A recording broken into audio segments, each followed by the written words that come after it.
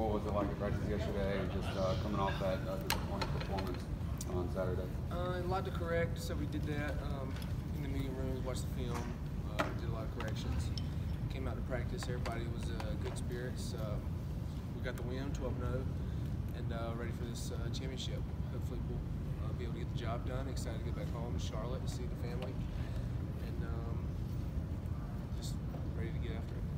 How much did coaches have to emphasize to you? Like, you guys won the game by 21 points. It was, your fans can say what they want. Did they have to overemphasize that to you guys? I think that was kind of like one of the main things Coach Sweeney wanted to make sure, because obviously a lot of fans were disappointed, but I think we did the best we could, and we won by 21 points, and we got the job done, and that's the main thing. You always want to win every week. There's only 3 undefeated teams now, and so it's really hard to win each game, especially a rivalry game. You've seen a lot of #1 teams get knocked off by the rivalry in previous years, so got the win, and we're excited for the next step. Tanner, did you hear some of the noise from some fans after the game? Yeah, you always hear noise here and there, but you can't let it affect you. You got to have thick skin, especially playing on the back end. There's gonna be a lot of criticism, and that's kind of why you play the game. You play the game to further your career, further your experience for your family and your life. So there's always gonna be criticism with that. So it is what it is. How hard is it to kind of not let that bother you, or not let, I guess, it affect some of your family and people reading it and stuff too? Yeah, it's pretty easy not to let it affect you, because for me, I really don't have to prove a point to my family, my coaches, and to the Lord above. As long as I'm playing the way He wants me to play and exemplifying Him through my play, then I'll be all right. They kind of leave you and some of your teammates shaking your heads though a little bit when you go 12-0, come off a 21-point win over your rival, and you do hear that, hey, some of the fans aren't happy with us. You're never going to please everybody, and we know that, but at the end of the day, it's about what we do, not what everybody else does. So as long as we get the win, we're not really worried about what everybody else has to say. We know what we have to do week in, week out, and that's to get the win. At the end of the day, if you're more upset about how we win than if we were to lose, then that's okay with us. Dabo had kind of a rant against the fans a little bit during his Sunday teleconference. How much did you and your teammates maybe hear about that? If you did hear some of it, or his thoughts, kind of what was your reaction to him kind of having your guys back, so to speak? That's just the passion he has for this team. We have a really special group of guys, and for people not to appreciate it in the moment, it kind of hurts him and it hurts us. But it is what it is. At the end of the day, we know we have a special group, and we got a special core around us with all the assistants and the support staff. So we know what we have, and we're very appreciative. And if people can't see it on the outside, so be it. We know what we have. You said your dad likes to critique your performance. What did he say to you after the game? He always asks if things were my fault, so that's always the first thing I step into the door. He's like, "Is that you? Is that you?" I'm like, sometimes I'll be like, "Yeah, Dad." Sometimes I'll be like, "Nah." But he was happy with it. He thought I played pretty hard. Things didn't go my way. Missed a few picks by like fingertips, and it is what it is. But he's always proud of me at the end of the night. What was the biggest thing that y'all saw on the field that needs to be corrected? Just the little things. So, give you an example. There was a run play. It went pretty good towards the end of the game. If one guy was across face, knowing his help's on the opposite side, then it's a 2-yard gain. Instead, it ends up being a 20-yard gain. So that's what people see in these explosive plays. It's just little things. So if there's a play where there's a really long pass, and somebody didn't have their eyes on the right thing, or they had different leverage outside instead of head up, or inside instead of head up, then it turns into a big play.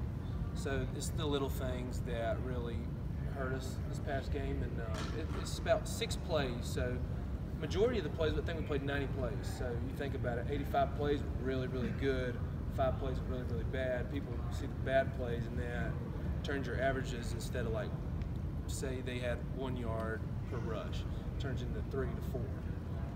So just the little things.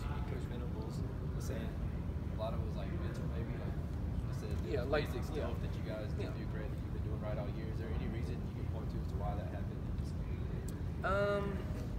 They did a lot of tricky stuff, so it made you kind of second guess here and there. But I think all in all, just being able to trust the guys around you and trust what we've been doing is the main thing, instead of going back to what you thought previously. But every week is different, so every team is different. And I think some of the guys were going back to weeks before when we had certain things, and then that kind of hurt us a little bit. It makes you play a little softer, and you really got to just trust the plan. That ninja formation, I think that's what they're calling it. What specifically on that when they were able to pick up huge gains? So that was like a one-on-one type deal. So Deebo Samuel, one of the best players in college football, he had a one-on-one, and he had a lot of time back there, and things just didn't work out for us. I could have helped Kayvon a little bit more on that one, but it is what it is. I mean, you put a really good player against a really good player, one of them's going to win. You know, it rarely does nobody win, you know. But it just happened, one-on-one, and a lot of field to cover, so just a hard play. Tanner, going to the Pitt, they're coming back in 2 years removed from coming in here and upsetting you guys. Their offensive coordinators have changed, but their style is pretty much still the same. A lot of fluff and a lot of eye candy for you guys to pay attention to. How disciplined are you guys going to have to be, and what have you seen on tape so far as preparing for these guys? We're going to have to be really disciplined. They do a lot of trade shift motion, things of that nature, like a lot like Boston College did, and running downhill and play action passing. It's going to be very important for us to keep our eyes on our keys and understand where our help is, things like that. And I think it's going to be a really good challenge for us. They're a downhill running team.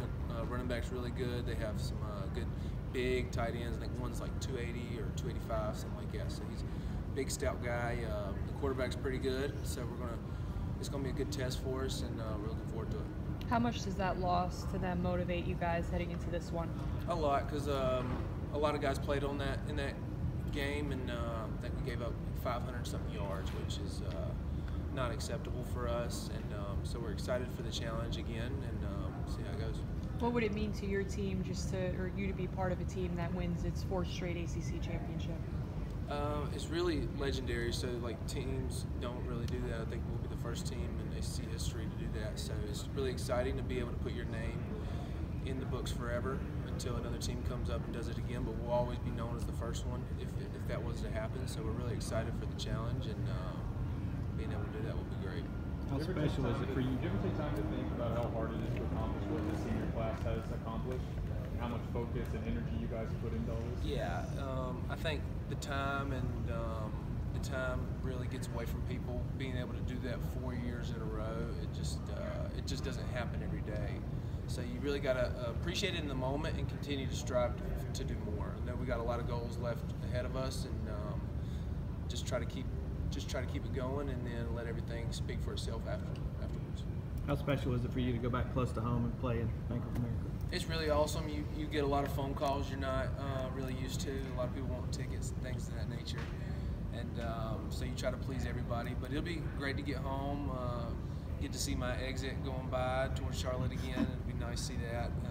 Just the air is a little different. It's just home, you know. So I'm really excited to get back here. Tanner, 3 of the last 4 opponents you guys have been facing in this ACC championship game are playing in that game for the very first time. What is the experience of knowing what this big stage is like to help you compare to the program experiencing it brand new? I think some teams get shocked by the moment. It is a big game. It's a playoff contending game. So a lot of teams in the years past, I think, have gotten shocked by the moment, but I think we'll be all right. We've been there, done that, and I think it'll help for our playing experience with just having a lot of experienced players for that game, and I think it'll show. And be really good to see us level-headed and just be able to play confident and under control. Do you ever take these stretches for granted, just the winning? No, you never take it for granted because you know how hard it is to win. Like I said earlier, there's only 3 undefeated teams, and you can't take it for granted because as soon as you do, then you'll be in the locker room regretting it. So the coaches aren't like telling you guys after the win, no one's heads are hanging after being like what you see on social media is what you get. Everybody's dancing, everybody's having a good time, and celebrating the win. That's what's most important, being able to celebrate with your teammates. Everybody is we're kind of enclosed, you know, with this the family of ours and the team we have. So we don't really hear much of the outside noise, and we just enjoy it with ourselves. You talk about been there, done that. Does playing in an NFL stadium, does that feel different to you guys, or do you not really notice at this point for you? I don't really notice it. I mean, the outside stuff you see, like, oh, sweet, this is Panther Stadium, or when we went to Tampa Bay or Arizona or whatever. But it's kind of the same feel. You see a lot of orange in the stands, which is awesome for us. We always feel like we have a home field advantage when we're at a neutral site, especially in Charlotte. So we're excited, and it feels the same as we are. Duke's one of the top running teams in the conference, more towards the bottom as far as passing. As a secondary guy, coming off giving up 500 yards in a game, are you kind of happy that you're facing more of a run-oriented team this week and you have some time to work some kinks out, or would you rather dive right back in and see some more balls in the air? I don't think it really affects us too much because we're always going to be in the run fit. We're always going to be it's high stress for these play action teams. I think it's more of a high stress environment because of the play action. There's always big plays that will come off the play action. So I think these teams, the play action teams, are more stressful than these spread teams because you know what you're going to get with the spread teams. You never know with these play action teams. These are more stressful, but I think each week is a different challenge that I look forward to, and being able to construct my game for that team is a skill that I like to go through the week and